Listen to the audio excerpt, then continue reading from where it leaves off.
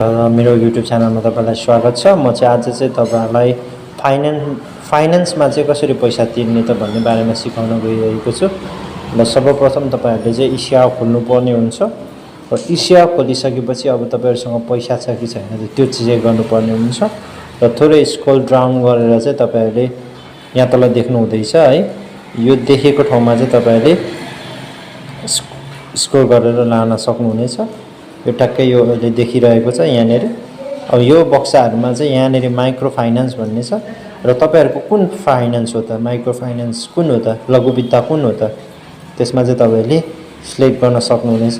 र म चाहिँ माथिबाट सर्च गर्दै छु, फरवर्डको रहेको छ मेरो र मेम्बर कोड यहाँ चाहिँ मेम्बर आइडी भन्ने हुन्छ, यहाँ चाहिँ मैले अघि कपी गरिसकेको छु र म यहाँ पेस्ट गर्दै छु र पेस्ट गरेर प्रोसिड थिच्न साथै यहाँ तपाईहरुले कति तिर्नुपर्ने यहाँ डिटेल देखाउँछ र म चाहिँ यहाँ 5000 तिर्दै छु र 5000 तिर्दै छु र म चाहिँ प्रोसिडमा क्लिक गरे।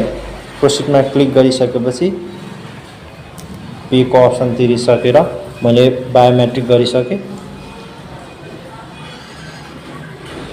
बायोमेट्रिक गरिसके र फेरि म गर्दै छु र यो पेमेन्ट चाहिँ भइसकेको छ। तपाईको चाहिँ 10 रुपैयाँ चाहिँ काटेको छ यहाँनेरि चार्ज। यसरी चाहिँ हामीले पे गर्न सकिन्छ।